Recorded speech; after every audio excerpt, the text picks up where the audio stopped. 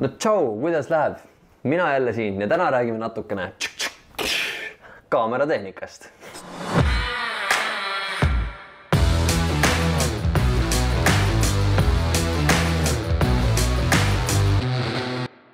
Nii, ilma pikema jututa asume siis asja kallale. Miks ma üldse täna seda videot teen, on sellepärast üks sõber nimega palus, et ma teeksin võib-olla väikse video, kus ma räägiksin natukene oma vlog setupist siis ja võib-olla kaameratehnikast üleüldiselt. Ja why not? Ma võin seda kindlasti teha, nii et ütlen kohe ära, et kellele tehnika eriti suurt huvi ei paku, siis võib tänase episoodi julgelt skipida. Aga kui sa ise tegeled vlogimisega või see tegevus sulle mingilgi määral huvi pakub või tahad lihtsalt mõne minuti surnuks lüüa ja mu mula kuulata, siis stick around ja käime selle asja kiirelt üle. Ega siin iseenesest midagi keerulist ei ole, ma ütlen kohe alguses ära, et see klišeed-saak, et parim kaamera on see, mis sul kaasas on, see peab ikka igati paika, lõpuks ärge minu selle jutu põhjal keegi siin poodi jookske mingit kaamerat välja vahetama või konkreetselt ostma, sellepärast et see on ainult minu eelistus, lõpuks igaüks on ikkagi iseenda jumal, nii et tuleb näppida, katsuda, proovida, testida ja siis otsus ise vastu võtta. Aga mina kasutan oma vlogimiseks põhimõtteliselt siis sellist kaamerat, mille nimeks on Sony A6500. See on hübriidkaamera, selline poolkaader sensoriga, kui see teile midagi ütleb. Miks mina seda kaamerat kasutan on just sellepärast, et minu jaoks on oluline, et asi oleks vastupidav ja võimalikult kompaktne. Ja see kere on põhimõtteliselt siis alumiinium sulamist tehtud selline küllaltki kompaktne kere, aga selle kompaktse kere kohta pakib ta enda sees ikkagi ülimalt palju väga võimsaid killer-funktsioone. Ma pikalt nendest tehnilistest spetsifikatsioonidest rääkima teile ei hakka, selle info leiab taaskord igaüks ju Googlest või kust iganes kaamerasadilt väga edukalt ise ülesse.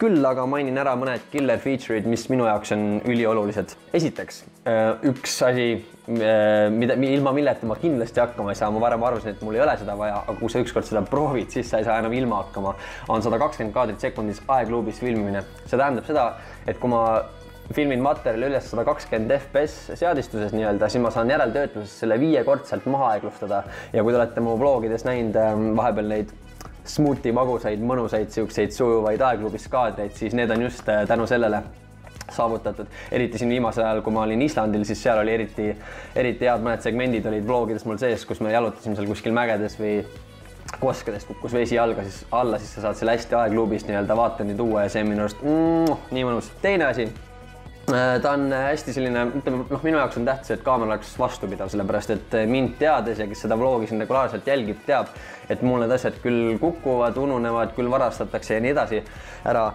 Et tähtis on, et oleks vastupidav ja see kere on, kuna ta on alumiiniumi sulamist, siis tähendab, et ta peab üsna hästi igasugusele vägistamisele vastu selles mõttes, vabandust. Ja kuna ta on ka nii-öelda niiskuskindel, siis ma võin ka väikse vihmaga või kuskil natukene kangemates tingimustes ta siis ikkagi endaga kaasa võtta ja ei pea muretsema, et aga midagi suuresti juhtub. Küll aga mainime ära, et ta ei ole 100% veekindel, see tähendab, et kui ma Islandil näiteks mõne kose all matkasin, siis ma ikkagi igaks juhuks jätsin selle kaamera koju, sest ma ei olnud 100% kindel, kas ta seal vastu peaks. Fuji X-T2, mille kohta ma ka review tegin, pidas kenasti vastu ja ma olen näinud, et ka neid kaameraid veetakse põrgust läbi ja nad tulevad täitsa kenasti toime. Nii, selle kaamera ees on mul siis põhimõtteliselt selline objektiiv, see on küll katkine, sest ma filmin teise samasugusega praegu, aga see on Sony kit objektiiv tegelikult, üsna selline budget nii-öelda siis option 16-50 OSS, see tähendab seda, et see on optiliselt stabiliseeritud. Ehk siis, kui ma seda käes hoian ja jalutamise pealt vlogin, siis see OSS ehk siis stabilisaator aitab nagu natukene seda värinet ära võtta, et vaate silm natukene saaks võib-olla puhata või see oleks nii agressiivne. Mis siis veel? Siin peale on mul mikrofon on siis Rode Video Micro. Ma olen proovinud igasuguseid erinevaid mikrofone, aga kuna lõpuks ma ei taha, et mu kit ülisuureks kasvaks, nagu siin, ma ei tea, Peter McKinnon või keegi paneb mingi 1DX2-ga, eks selle siukse ilge jurakaga ja raskega, siis kvaliteet on ka muidugi top notch, aga minu jaoks on siis tähtis, et see oleks selline enam-vähem kompaktsem. Aga Eesti inimesed siin väga vlogimisega harjunud ka ei ole, kui sa neile suure lahmaka kuskil näkku lajatad, siis suurem osa neist kangestub või kohmetub selle kaameras. Ehk siis mul on siin video mikro, selle audio kvaliteet on minu jaoks enam kui piisav, tegelikult väga hea ja ülisuur pluss selle puhul on see, et sa ei pea siia sisse panema eraldi patareisi, vaid ta jookseb kohe kaamera aku pealt. Jama on see, et nad panid mikro SD-kaardi pesas ja samma aku kõrvale. Minul on siuksed väiksed reptiilikäed, nagu ma varem ka maininud olen, ehk siis mina saan selle kaardi siit enam-vähem okeilt kätte. aga keegi, kellel võib-olla suuremad käed on, paneb seda natukene pahaks. Veel üks miinus, mida tal ei ole, on flip screen. See ekraan käib küll jälle niimoodi natukene kuidagi, eks ole, ülevalt ja alt nagu natukene päästab vahepeal, aga ikkagi siia poole ta keerata ei saa, eks siis kui ma vlogin, ma iseennast nagu ei näe.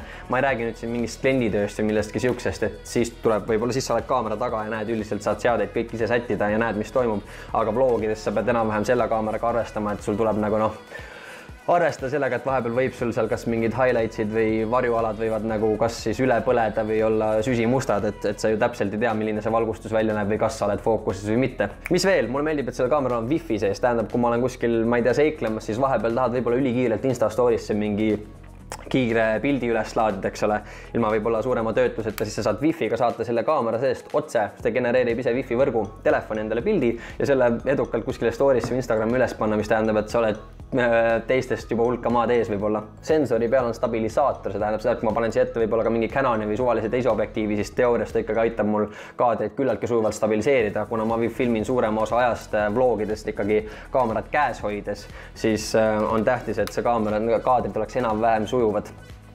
Mis veel? Siia alla läheb siis Gorilla pood. Seda teab vist tõenäoliselt igaüks juba, kes vähegi vlogimisega kursis on või neid asju jälginud on. On see või on see mingi teine samasugune vidin, aga olulist tähtsust ei oma.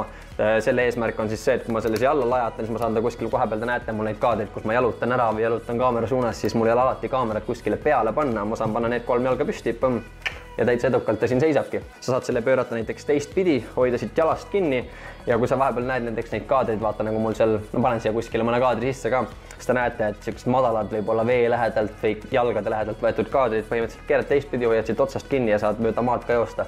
Pärast järeltöötlusest pöörad selle kaadri lihtsalt teistpidi ja win, punktid olemas. Ega siin suurt palju ei olegi. Üks asi veel, mis minu jaoks on väga oluline, see, et kuna ma tahan, et vlogides oleks minu jaoks nii-öelda kõik asjad ühes keres, siis ma ei taha tassida endaga kaasa.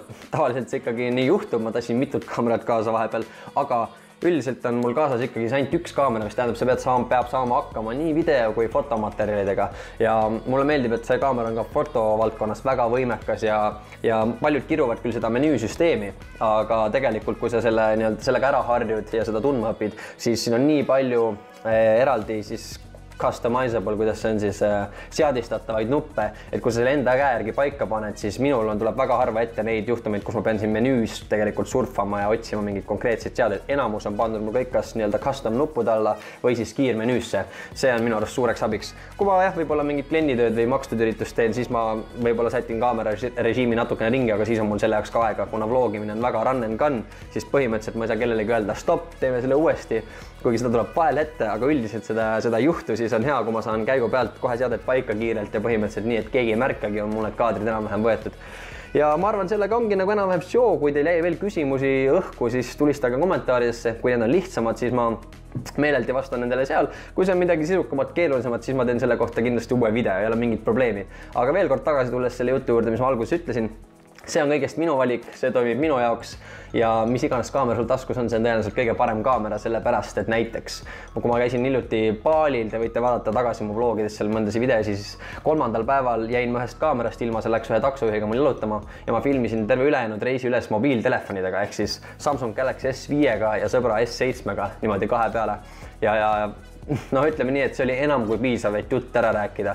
Mõistagi on spetsialisti silmale seal võib-olla väikest kvaliteedivahet nagu näha ja tunda, eks ole, aga lõpuks loo saime ikkagi räägitud ja mälestused, templid, mällud, salvestatud olid igaveseks. Nii et ongi kogu lugu. Tee pidage ikka meeles, et olge ilusad ja mõnusad teineteise vastu head. Hoidke jalgpedaalile, lõbu arvelt kokku ei hoia. Näeme teiega juba järgmine kord. Tšau!